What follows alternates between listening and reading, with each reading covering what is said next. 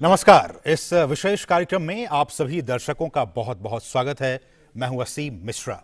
आज बात भारत में कोरोना टीकाकरण के 200 करोड़ के आंकड़े को पार करने की।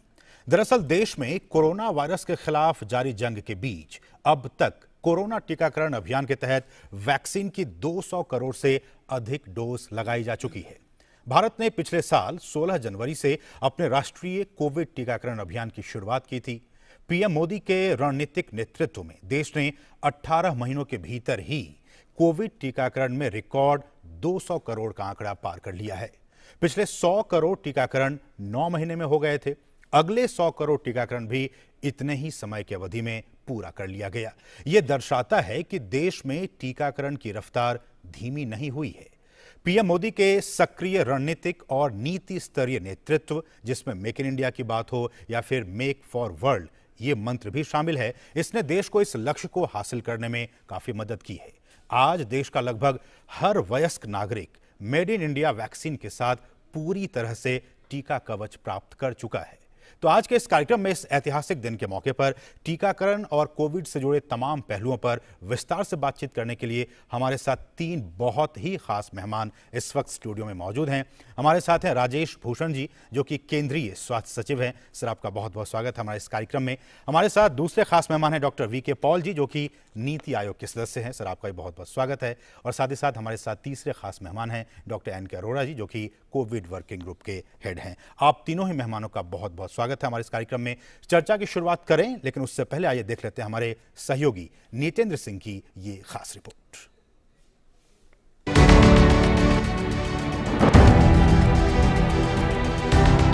लक्ष्य विशाल, उपलब्धि बेमिसाल।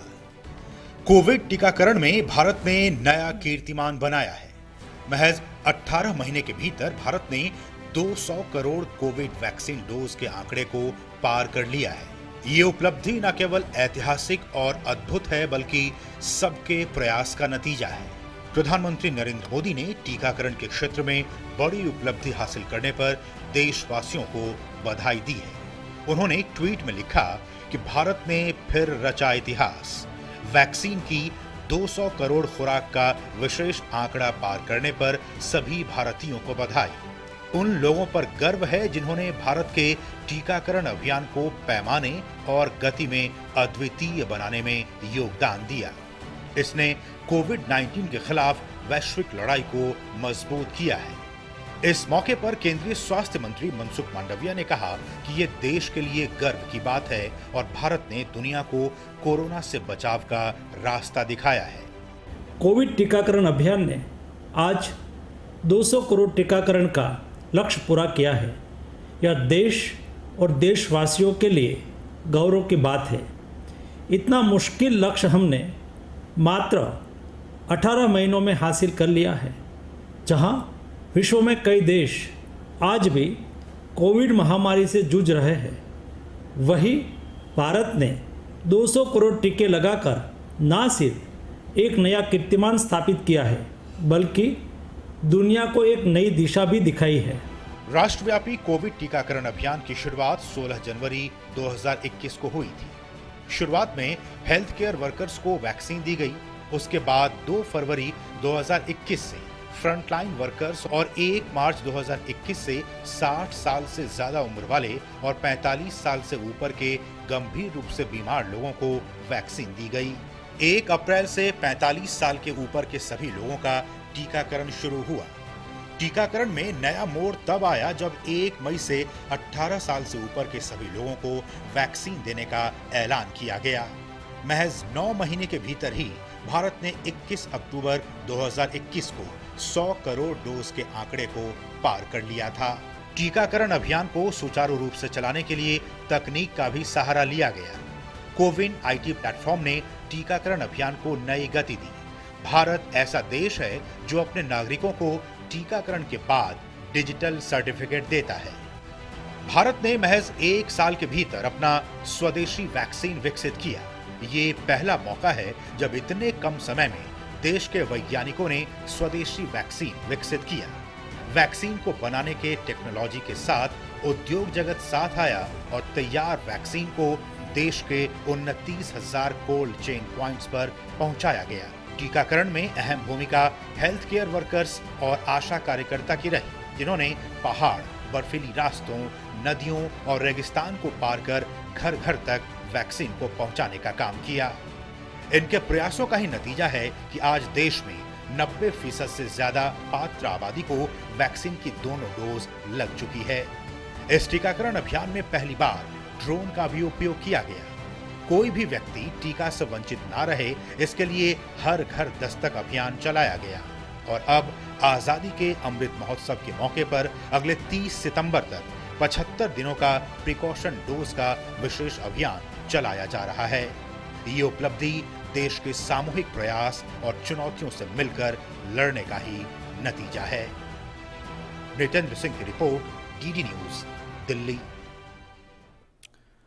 तो ऐतिहासिक आंकड़ा, आज 200 करोड़ के आंकड़े को हमने पार कर लिया है। हम डीडी न्यूज की तरफ से भी और पूरे देश की भी तरफ से हम तीनों ही मेहमानों को बहुत बहुत धन्यवाद और थैंक्स कहना चाहेंगे इस उपलब्धि के लिए, क्योंकि इन तीनों ही का बहुत बड़ा योगदान रहा है इस ऐतिहासिक आंकड़े को पार करने में। शुरुआत और सबसे पहली प्रतिक्रिया राजेश भूषण जी, आपका 200 करोड़ के आंकड़े को हमने आज पार कर लिया, आपकी पहली प्रतिक्रिया इस पर।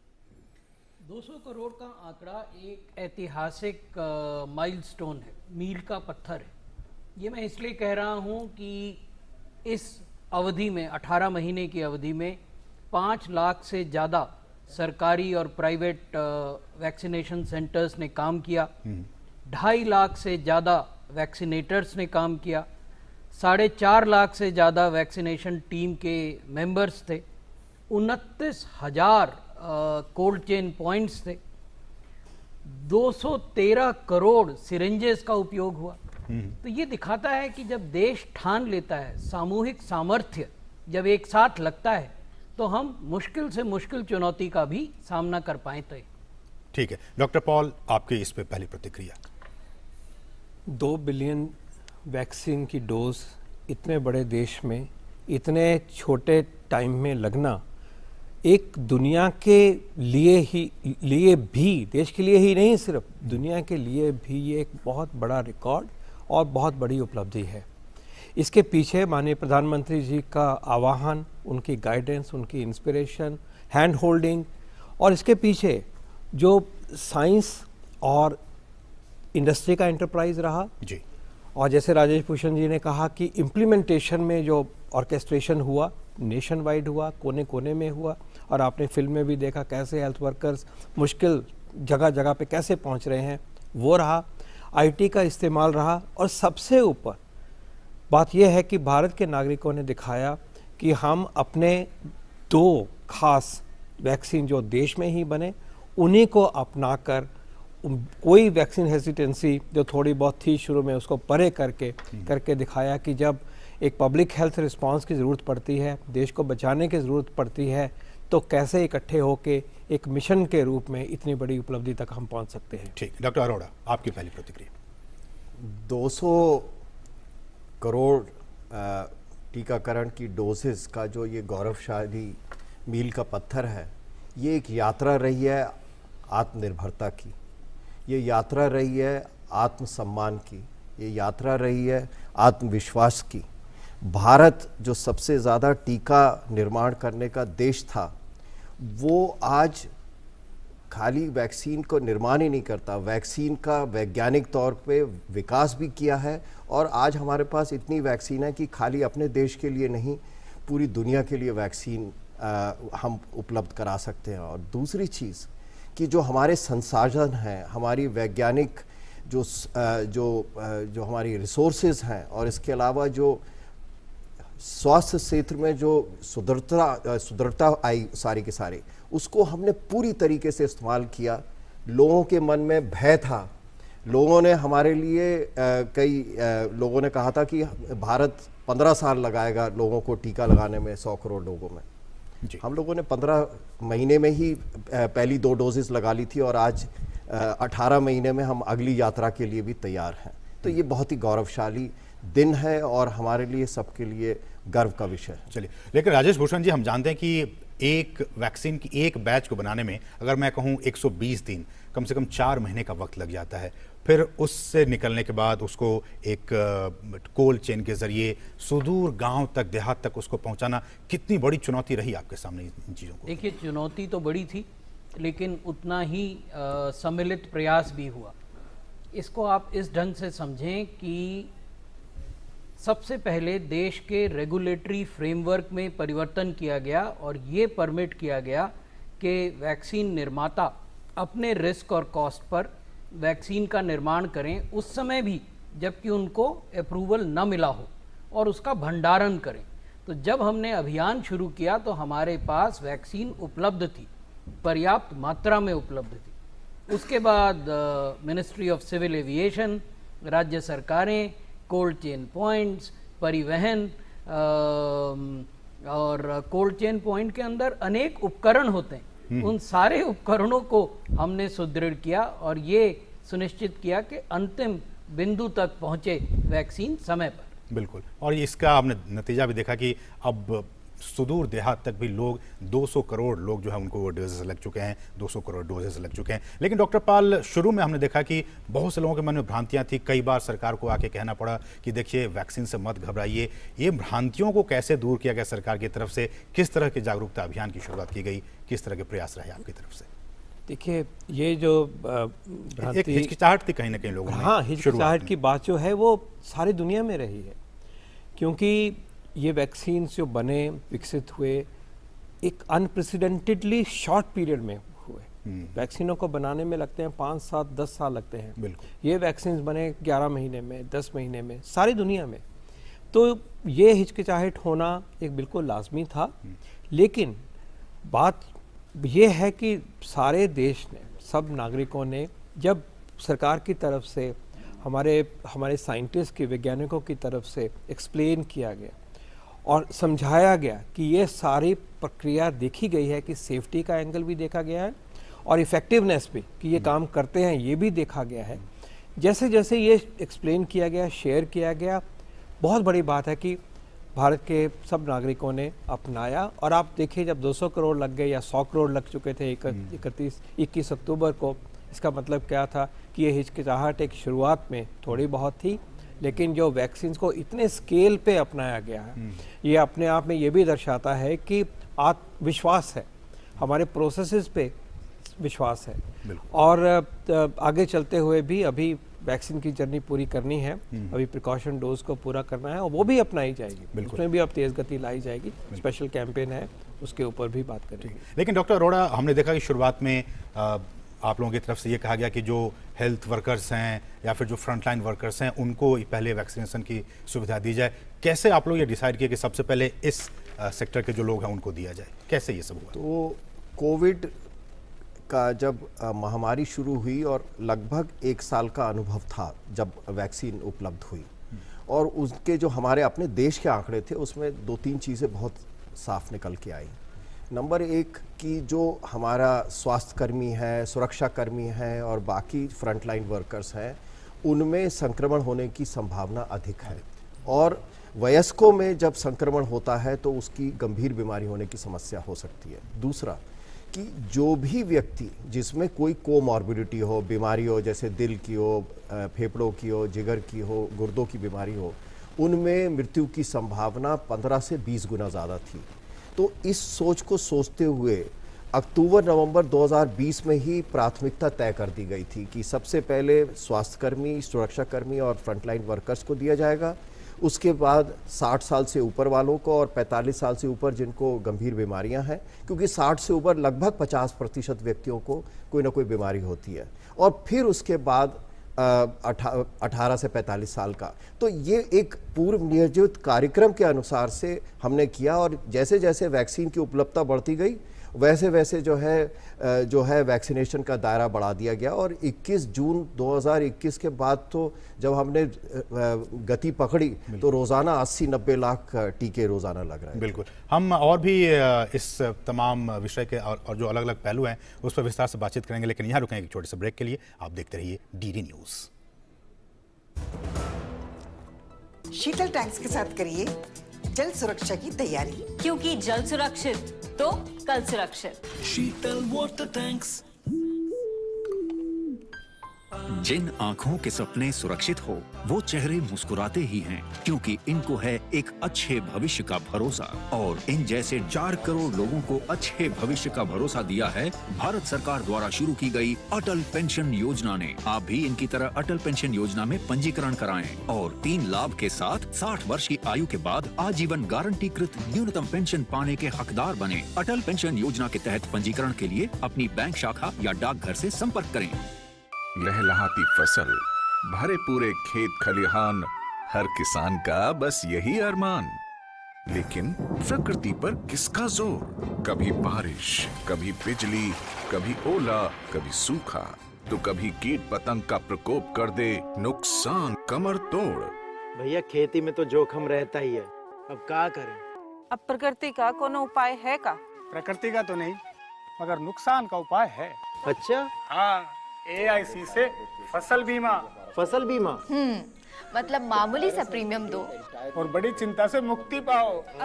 AIC से अपनी जरूरत अनुसार कोई फसल बीमा चुने, जैसे प्रधानमंत्री फसल बीमा योजना। बुआई से लेके कटाई तक प्राकृतिक आपदा से सुरक्षित रहे किसान। भरपाई हो पूरी अगर फसल का हो नुकसान, जब AIC का है साथ तो ना डर ना फिक्र की बात। Agriculture insurance company of India limited. AIC। Kaveri रंग छायो, खुशियों से मन गायो, कावेरी रंग छायो, कावेरी मेहंदी कोन हाथों पर उतरे प्यार के गहरे रंग। मैं हूँ UPL का स्वीट पावर। मैं उन आविष्कारी तत्वों से संपन्न हूँ जो कि हर प्रकार के खरपतवारों को खत्म करने की क्षमता रखते हैं। UPL का स्वीट पावर एक बहुआयामी खरपतवार नाशक है जो जिद्दी से जिद्दी खरपतवारों पर जल्द नियंत्रण करता है। UPL का स्वीट पावर सबसे सुरक्षित, सबसे असरदार। पेड़ लगाओ, पानी बचाओ, जनसंख्या को जनबाढ़ न बनाओ। IME Sahibabad, Ghaziabad, NCR। 27 years of excellence in higher education offers Radhika scholarship up to 50% of college fees. हमने फसल बीमा योजना को अधिक प्रभावी बनाया, उसके दायरे में ज्यादा किसानों को लाए। नहीं है डर, नहीं फिकर, मिली हमें नई डगर। फसल का करवा के बीमा, किसान की चिंता को छीना। आज ही प्रधानमंत्री फसल बीमा योजना से जुड़ें और निश्चिंत हो जाएं। कृषि एवं किसान कल्याण मंत्रालय, भारत सरकार।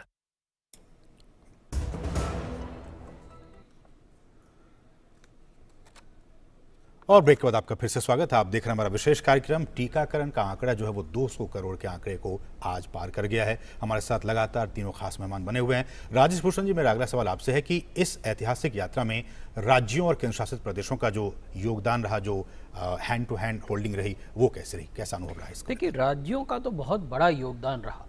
राज्यों को सबसे पहले सेशन प्लानिंग करनी थी, यानी किसी भी राज्य में हर जिले में कुल कितने कोविड वैक्सीनेशन केंद्र होंगे, प्रत्येक केंद्र पर किस तरह की व्यवस्था होगी, प्रत्येक केंद्र पर कैसे वैक्सीन पहुंचेगी, और वहां अगर कोई एडवर्स इवेंट होता है तो उसका मैनेजमेंट कैसा होगा। तो ये एक पहलू था।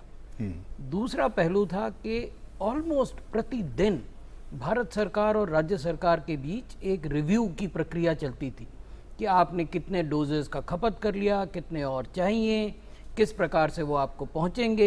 एक बार जब राज्य में पहुंच गए तो उनको विभिन्न जिलों में और वहाँ टीकाकरण केंद्रों में कैसे पहुंचाया जाएगा।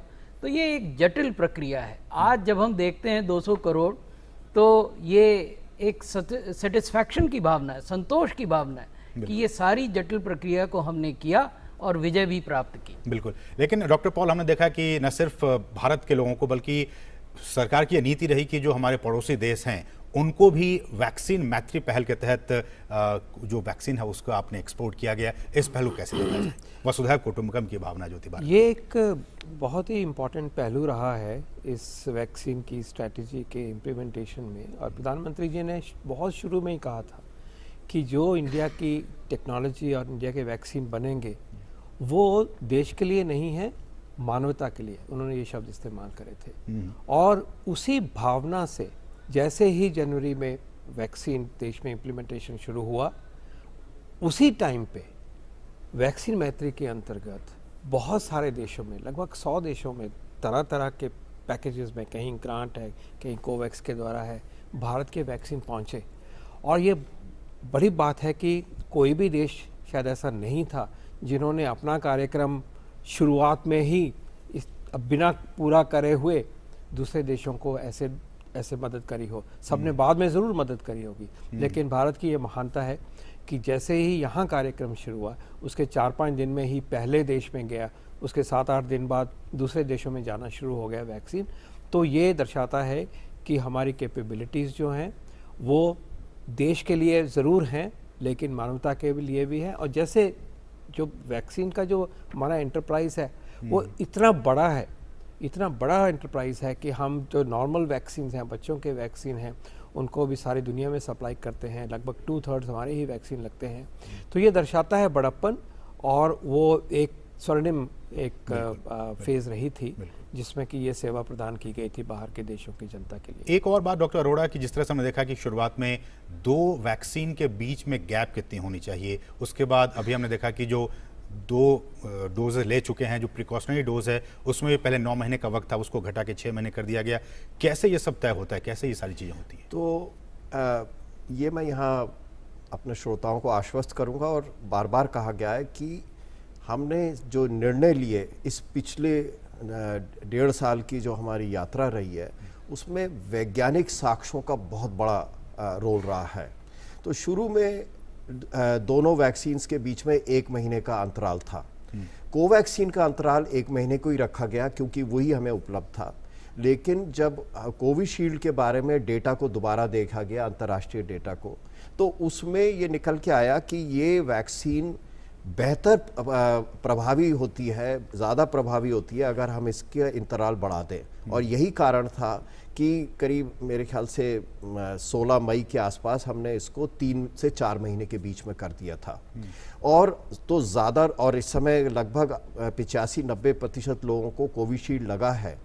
तो ये भी कुछ हमारे पास प्रारंभिक आंकड़े हैं, क्योंकि हमारा जो अंतराल था ज़्यादा था, उसकी वजह से लोगों में बेहतर प्रतिरोधक क्षमता पैदा हुई और उसका प्रभाव अभी तक है हमारे पास। दूसरा सवाल आपने जो पूछा कि प्रतिरोधक ये एहतियातन डोज के लिए पहले 9 महीने का अंतराल रखा था और फिर 6 कर दिया। तो 9 महीने का अंतराल था, लेकिन कुछ लोगों का तो कहना था कि भाई यहाँ पर शायद एहतियातन डोज की ज़रूरत है भी कि नहीं। लेकिन 9 महीने पे देखा गया, जो भी हमारे पास आंकड़े थे, कि 9 महीने पे ब्रेक थ्रू इन्फेक्शन होने की संभावना बढ़ जाती है। लेकिन हमारे देश में ही जो कुछ स्टडीज़ करी गई कि 6 महीने के बाद देने के बाद एंटीबॉडीज़ भी बढ़ जाती हैं और टी सेल रिस्पॉन्स भी बढ़ जाता है। तो उसके बेसिस पे ये किया गया, और अंतर्राष्ट्रीय हमारे पास साक्ष्य थे, उसके हिसाब से भी किया है।